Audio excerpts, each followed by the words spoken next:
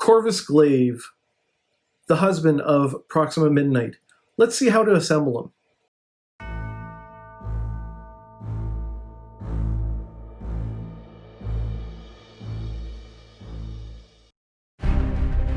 Okay, so the craziest thing just happened, right? I was in a fight with Captain America and I stole his shield and I threw it at him. And he's big now. I gotta go. Hang on.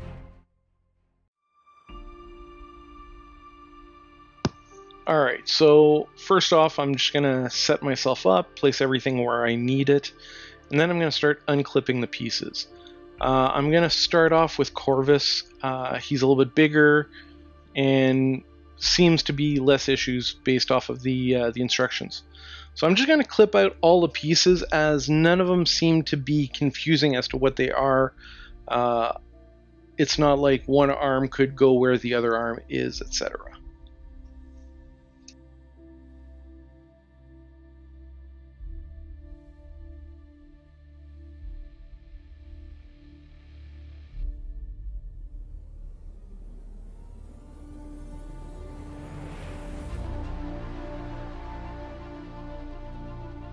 Now, what I like to do is scrape off all of the flash or any bits of the sprue with an X-Acto knife.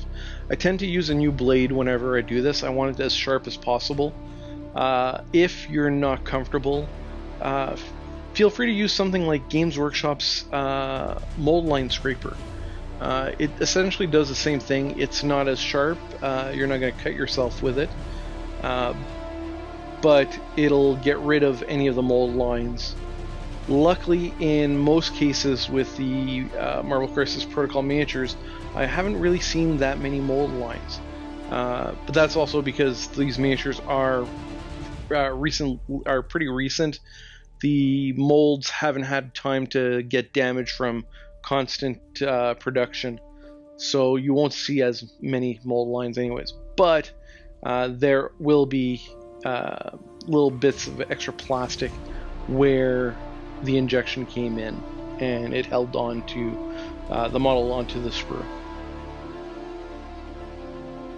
Now, if you're curious about what comes with the Corvus Glaive and Proxima Midnight box, just click on the card at the top here and you can watch our unboxing video. We also quickly go through their cards and any tokens and anything else that comes in the expansion sets.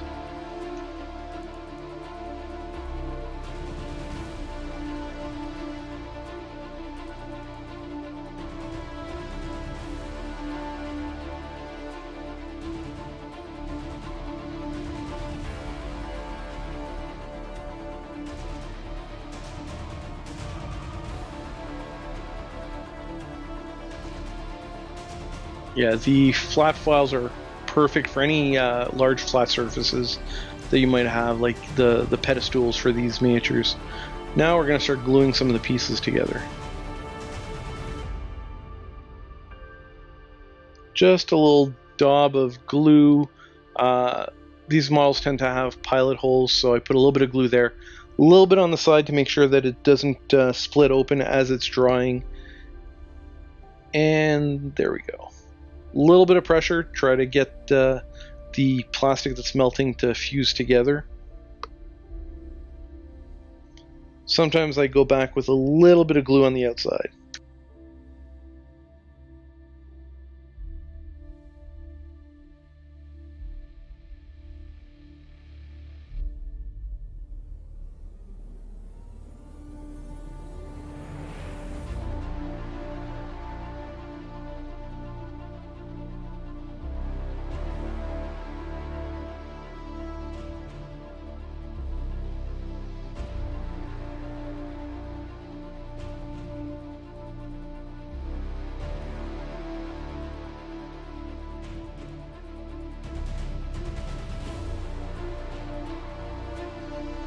So yeah, at this point, I'm gluing on the arms. Just a little bit of glue. They pop into their sockets very well, pretty much forcing you to not be able to make a mistake.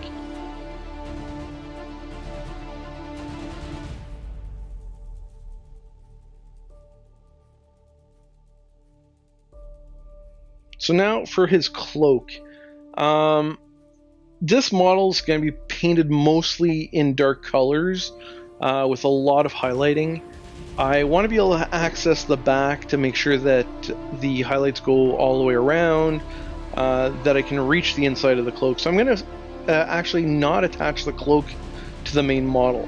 What I'm going to do is I'm going to attach his head to his cloak and the cloak to the stone that holds the miniature onto the base, but I'll leave it separate from the model until it's painted.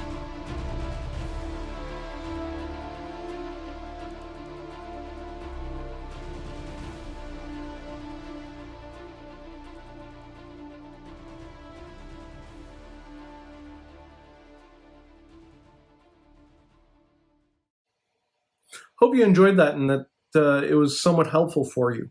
If you did like it, click the thumbs up and make sure you subscribe if you haven't already. We try to release new content several times a week.